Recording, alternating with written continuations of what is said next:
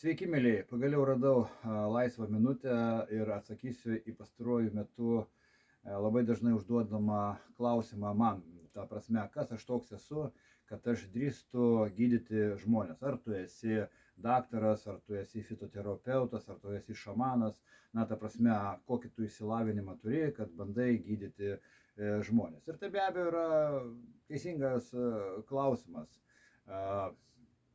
Taigi, kas aš iš tikrųjų esu? O tam, kad atsakyti, kas aš toksai esu, reikia grįžti 2 metus atgal, nes būtent tuose 2 metuose prieš 2 metus visa tai ir prasidėjo. Tai tam, kad suprastumėte, apie ką aš kalbu, tai turiu papasakoti šitą istoriją. O reikalas buvo tame, kad dar 2 metus atgal aš svėriau beveik 120 kg ir buvau toksai, galima kalbėti atvirai, ne? Toksai pilnas, didelis, toksai 120 kg sveriantis šūdų maišas pilnas ligų. Ant mano čia pakaušio buvo tokia didžiulė žvynligė, tokia raudona, kartais net kraujuojanti žaizda.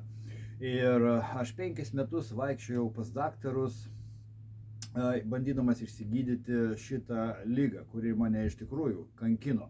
Ir visus šitos 5 metus mane siuntinėjo iš kabineto į kabinetą, nuo daktaro pas daktarą, ant manęs išbandė, aš jau nebežinau tiksliai, gal kokią 30 rūšių tablečių ir tepalų ir niekas man iš tikrųjų nepadėjo.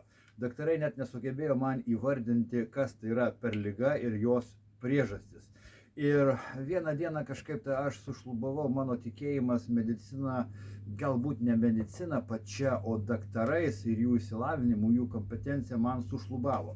Ir aš nutariau save išgydyti pats.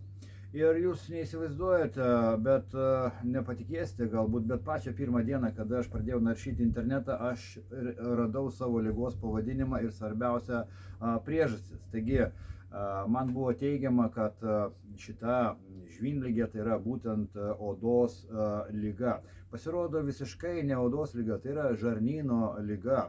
Aišku, aš iš karto nepatikėjau, bet aš pradėjau gilintis dar labiau ir dar labiau ir dar labiau. Aš pirkau knygas, aš skaičiau straipsnius, kalbėjau su žmonėmis, su žiniuoniais, na, ta prasme, ieškojau žinių, iš kur tik tai galima jų gauti. Ir suprantate, va šita hipotezė, kad visos odos lygos, beveik visos odos lygos, tai yra ne odos lygos, o būtent žarnyno lygos, pasitvirtino.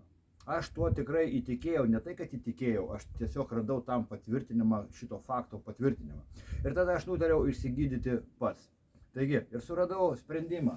Sprendimas buvo pradėti vartoti čiagas, kuris būtent valo mano žarnyną.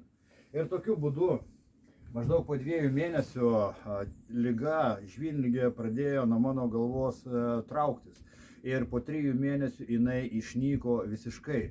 Kartu su žvynlige išnyko ir kitos lygos. Aš nuo 14 metų kankinuosi su padidintu rūgštingumu, kuris man iššaukia netgi 12-pirštės žarnos opas, kuriuo aš turėjau gyvenime, aš jau nesuskaičiuosiu kiek kartų. Taigi, šita neganda man taip pat dingo. Man taip pat dingo artritas, man taip pat dingo širdies skausmai. Na, žodžiu, aš iš tikrųjų išsigydžiau save pats. Aišku, aš šitoj vietoj nesustojau, aš toliau ėjau gydytis, aš ieškojau informacijos, todėl kad mane tas iš tikrųjų pakerėjo. Visi vaistai, visa tai, ko reikia tavo organizmui, iš tikrųjų yra gamtoje ir aplinkui. Ir žmogui jokių vaistų cheminių nereikia.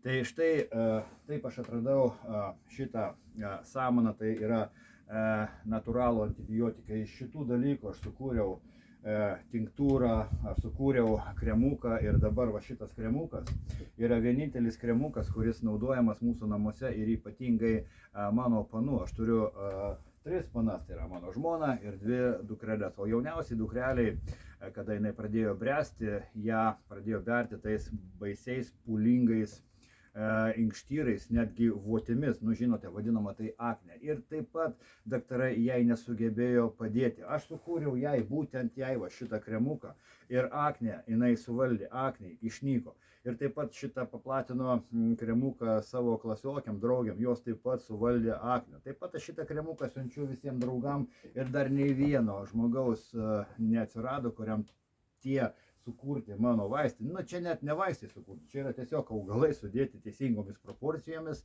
ir tiek žinių. Ir jie pradeda veikti. Taigi, aš dalinuosi su jumis tą informaciją, kurią aš turiu ir ką aš patyriau ir išbandžiau.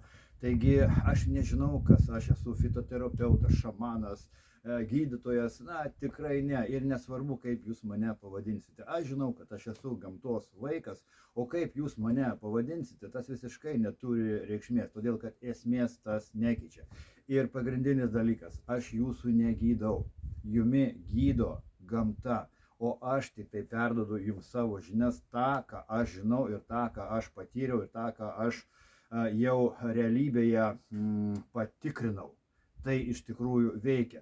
Ir žinote, ar jūs manim patikėsite, ar jūs manim nepatikėsite, aš pasakysiu jums atvirai nuo širdies, man visiškai vienodai rodo. Visiškai, todėl kad jūsų sveikata tai yra jūsų asmeninis reikalas. Ar jūs sirgsite, ar jūs būsite sveiki, tai taip pat priklauso tik tai nuo jūsų. Na, o aš kaip sakiau, aš esu tik tai tarpininkas, aš surenku žinias, jas apiforminu, kaip sakant, supaprastinu ir jas tiesiog pateikiu jum. O ką jūs su tom žiniomis darysite, na tai čia jau jūsų reikalas. Tikrai tai yra ne mano. Man patinka tą, ką aš darau, tai yra mano dabartinis hobis. Aš žinau, kad tai, ką aš darau, yra reikalinga, todėl kad išgydė mano pagalba, save atrado, išsigydė daugelis žmonių ligas, netgi tokias suvaldė vėžį. Įsivaizduojate, ką tai reiškia. Taigi, sakau, kaip ir sakau, ką jūs su tą informaciją darysite, tai yra jūsų asmeninis reikalas. O aš jums tiesiog noriu palinkėti, grįžkite į gamtą. Viskas yra gamtoje to, ko jums reikia. Ir nieko nėra vaistinėse ir supermarketuose. Taigi, ačiū už dėmesį ir iki kito karto. O kitą kartą mes pakalbėsime būtent apie kiekvieną tą mano kremuką ar tinktūrą atskirai ir apie jų daromą poveikį. Jeigu kažkam tai įdomu, tai susitikime ir pakalbėkime. O šiandieną sakau, čiau, būkite sveiki.